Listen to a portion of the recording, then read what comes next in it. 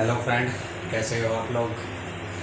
Friend, आज का अपना टॉपिक है पेरेटो चार्ट। आज हम पेरेटो चार्ट के बारे में मालूम करेंगे कि पेरेटो चार्ट होता क्या है और इसे कैसे बनाते हैं। ठीक है फ्रेंड, तो अब हम चलते हैं पेरेटो चार्ट के ऊपर कि पेरेटो चार्ट होता क्या है। देखिए फ्रेंड, पेरेटो चार्ट होता क्या है। पहले पेरेटो चार्ट के बारे में हम ये जान लेते हैं कि होता क्या है। देखिए, मैंने यहाँ पे एक फॉर्मेट बनाया है और यहाँ पे एक चार्ट बनाया है आपको समझाने के लिए। पर्पज़ यही है कि आपको समझ में आना चाहिए। अब पेरेटो चार्ट होता क्या है, देखिए जैसा कि इस चार्ट में दिख रहा है कि इसमें दो चार्ट हैं, एक बार ग्राफ है, एक लाइन ग्राफ है। तो पेरेटो चार्ट में सबसे पहली चीज़, इसमें दो चार्ट होते हैं, एक बार ग्राफ होता है, एक बार चार्ट होता है और एक लाइन चार्ट होता है। बार चार्ट हमारा प्रॉब्लम को इंडिकेट करता है, ठीक है, पहली चीज़। दूसरी, बार चार्ट हम डिसेंडिंग ऑर्डर में होता है। ये मैं अभी आगे चार्ट के थ्रू आपको बताऊंगा कि कैसे डिसेंडिंग ऑर्डर में लिखा हुआ है। दूसरा इसमें होता है लाइन चार्ट। ये देखिए लाइन चल रही है, ये होती है लाइन चार्ट। ये होती है कम्युलेटिव परसेंटेज। अभी कम्युलेटिव परसेंटेज क्या होती है ये भी मैं इसके थ्रू आपको बताऊंगा। तो इस पेरेटो चार्ट में क्या चीज़ होती है, इसमें दो चार्ट होते हैं, एक बार चार्ट होता है और एक लाइन चार्ट होता है। बार चार्ट प्रॉब्लम को इंडिकेट करता है और ये डिसेंडिंग ऑर्डर में होता है। दूसरा होता है कम्युलेटिव परसेंटेज, ये परसेंटेज के रूप में शो होती है, ठीक है। तो इसमें दो चार्ट होते हैं, लाइन चार्ट और बार चार्ट। अब हम देखते हैं कि पेरेटो चार्ट एक्चुअल में है क्या, ठीक है। When we use Pareto chart, Pareto chart को हम कब यूज करते हैं। देखिए फ्रेंड, पेरेटो चार्ट को सबसे पहले ज़्यादा हिस्ट्री में जाने की ज़रूरत नहीं है। पेरेटो चार्ट जो बनाया है वो विल्फ्रेडो पेरेटो ने बनाया है, जो इटली के वैज्ञानिक थे, ठीक है। उन्होंने ये किस बेस पे बनाया है, उन्होंने इस बेस पे बनाया है कि जो हमारी प्रॉब्लम्स आती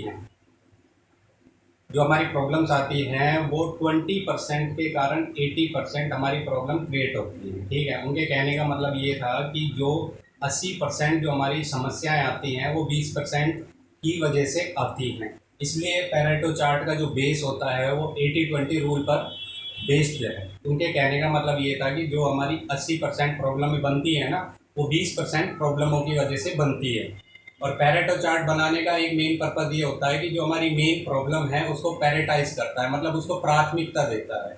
ये पेरेटो चार्ट हमें ये बताता है कि कौन सी प्रॉब्लम ज़्यादा आ रही है, ठीक है। उसका एनालिसिस करने के लिए हम पेरेटो चार्ट का यूज करते हैं, ठीक है फ्रेंड। तो ये चीज़ क्लियर हो गई।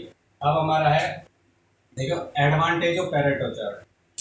एडवांटेज क्या, एडवांटेज सिर्फ यही है कि अगर मान लो कोई प्रोसेस है हमारा, उसमें रिजेक्शन बन रहा है, तो रिजेक्शन बनता है तो बहुत टाइप के हमारा जो डिफेक्ट होते हैं वो बनते हैं, ठीक है। तो अब वहाँ पे हमें ये एनालिसिस करना है कि हमारा कौन सा डिफेक्ट ज़्यादा बनता है। तो उसको उसका पता करने के लिए हम पेरेटो चार्ट का यूज करते हैं, मतलब प्रॉब्लम को पैरेटाइज करना, प्रॉब्लम को प्राथमिक, जो प्रथम जो वो है हमारी प्रॉब्लम, उसको कैच करना होता है, ठीक है। तो उस बेस पे हम ये बनाते हैं। अब ये बनाते कैसे हैं, how to make Pareto chart, ठीक है। यही चीज़ समझाने के लिए ये वीडियो बनाई गई है कि इस पेरेटो चार्ट को बनाते कैसे हैं। देखो ध्यान देना इस चीज़ पे, अब मैं आपको सिखाने वाला हूँ। देखिए ये सीरियल नंबर है, defect name, defect quantity, cumulative और कम्युलेटिव परसेंटेज, ठीक है। सीरियल नंबर में हमारा 1 2 3 4 5, मतलब जितने टाइप के भी डिफेक्ट हैं वो हमने सीरियल वाइज हमने लिख लिए। अब इसमें एक चीज़ पे आप ध्यान देना कि जो सबसे पहले नंबर पे डिफेक्ट लिखा जाएगा, मान लीजिए ये मैंने डिफेक्ट लिखे हैं, अपनी तरफ से लिखे हैं। आप कुछ भी, आपकी जो कंपनी में जो भी डिफेक्ट के नेम हो आप उसके अकॉर्डिंग यहाँ पे लिख लेना। मान लीजिए कि पहला डिफेक्ट है आउटकट, दूसरा डीप कट और तीसरा है colour spreading, dent, cutting miss. ये डिफेक्ट नेम हो गए। अब डिफेक्ट नेम लिखने के बाद आपको क्या करना है कि जो सबसे ज़्यादा डिफेक्ट की, जिस जिस डिफेक्ट की क्वांटिटी सबसे ज़्यादा है वो हमें सबसे ऊपर लिखना है। देखिए कि ये जो सबसे ज़्यादा डिफेक्ट था, ये 123 क्वांटिटी में था, मैंने सबसे ऊपर लिखा है, ठीक है। उसके बाद है डीप कट, डीप कट की प्रॉब्लम 109 बार मिली है हमें। कलर स्प्रेडिंग की प्रॉब्लम हमें 77 बार ये क्रिएट हुई है, हमें ये मिली है, ठीक है। ऑब्जर्व हमने ये किया है। डेंट की प्रॉब्लम 36 और कटिंग मिस की प्रॉब्लम हमें 19 बार मिली है, ठीक है। तो डिफेक्ट जो आप सेट करोगे वो डिसेंडिंग ऑर्डर में करोगे, मतलब बड़े से छोटे में। सबसे पहले बड़ा आएगा, फिर छोटा, फिर उससे छोटा, फिर उससे छोटा, फिर उससे छोटा। डिसेंडिंग ऑर्डर में हमें ये चीज रखनी है। उसके बाद क्या होगा, ये डिसेंडिंग ऑर्डर में डिफेक्ट रखने के बाद हमें इसे जोड़ना है, इसका और इसका और इसका, ये पांचों को हमें जोड़ना है। ठीक है, इन पांचों डिफेक्ट को हमें ऐड करना है। उसका जो टोटल आएगा वो ये आ गया। यहाँ पे जगह कम थी इसलिए मैंने टोटल इस कॉलम में लिख दिया, आप कंफ्यूज मत होना। ये पांचों डिफेक्ट हमने लिख दिया। अब इसमें क्या किया हमने, डिफेक्ट को हमने डिसेंडिंग ऑर्डर में लिखा है, सबसे बड़ा ऊपर, फिर छोटा, फिर छोटा। ठीक है, तो इसका टोटल सम आ गया 364। ठीक है, ये चीज़ यहाँ तक मैं मानता हूँ कि शायद आपको क्लियर हो गया होगा। अब ये जो कम्युलेटिव है, पहले इसका हिंदी मतलब समझिए। कम्युलेटिव का मतलब होता है संचयी। संचयी बारंबारता आपने पढ़ा होगा 8th में, 10th में, 12th में भी, कि जब हम जोड़ते हैं, किसी चीज़ को जोड़ते हैं तो वो जोड़ के साथ बढ़ती जाती है। अब देखो इस बात को समझना, पहला 123 हमने ऐसा लिखा। ठीक है, अब ये चीज़ कहाँ से आई, इसका और इसका प्लस करके ये आई है। ठीक है, मैं एरो से समझाता हूँ आपको, ऐसे। ठीक है, 123 में 109 जोड़े हैं, 232 आ गए। ठीक है, फिर ऐसे चलेंगे, 232 में 77 जोड़ेंगे तो 309 आएंगे।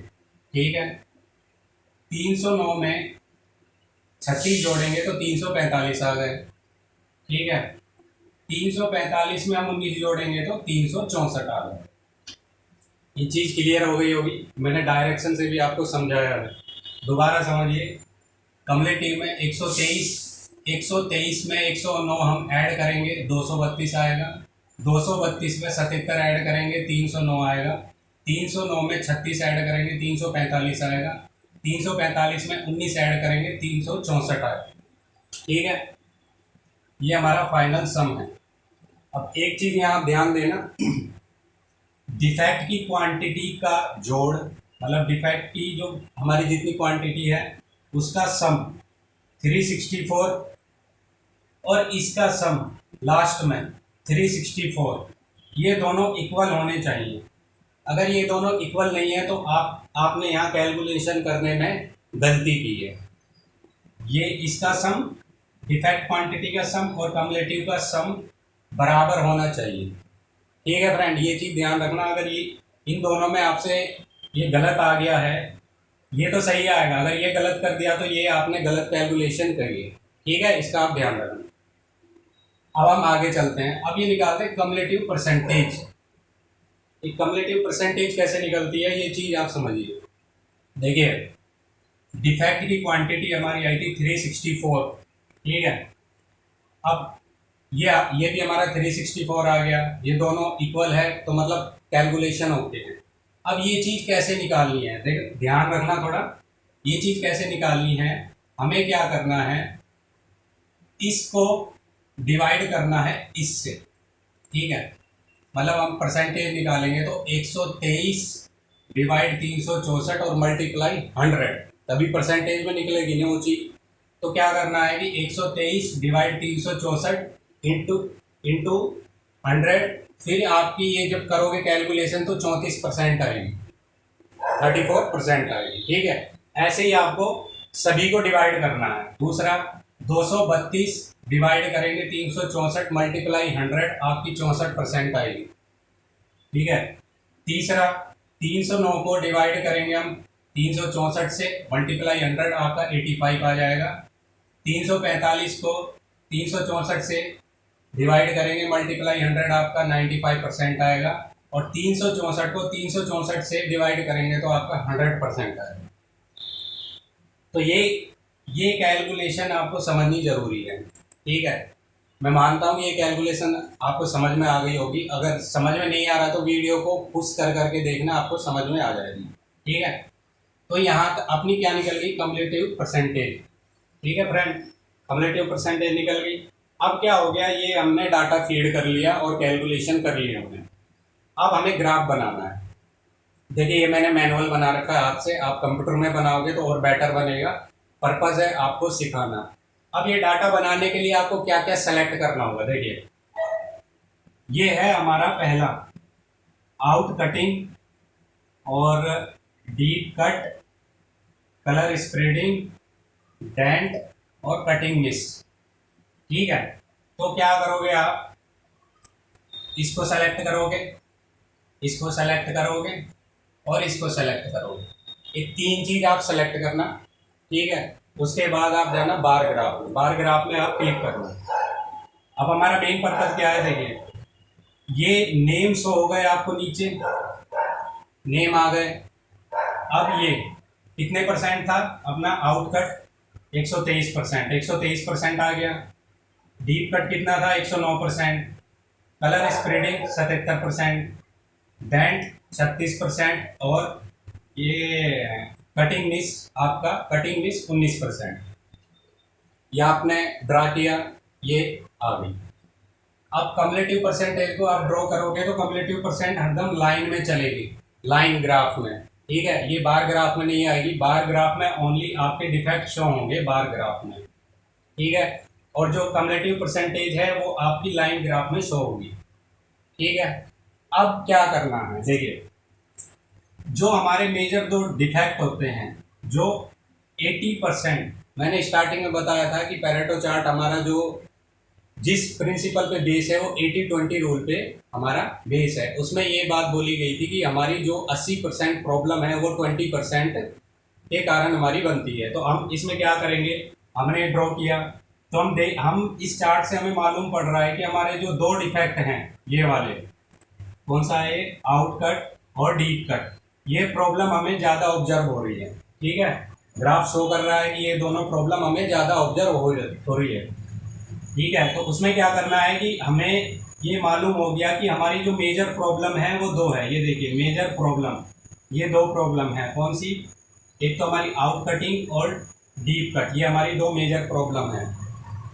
तो हमें मेजर प्रॉब्लम मालूम हो गया कि हमारी मेजर प्रॉब्लम ये है। तो अब मेजर प्रॉब्लम मालूम होने के बाद हम उन पर एक्शन लेंगे, उसे कम कैसे किया जाए, उसे ख़त्म कैसे किया जाए। ठीक है, तो फ्रेंड पैरेटो चार्ट बनाने का हमारा यही मकसद होता है कि जो प्रॉब्लम हमारी होती है उसे पैरेटाइज करना, जो प्रॉब्लम हमें ऑब्जर्व हो रही है उसे प्राथमिकता देना। मतलब जो प्रॉब्लम बन रही है ना वो ज़्यादा क्वांटिटी में कौन सी बन रही है, ठीक है, तो उस पर हम एक्शन लेते हैं।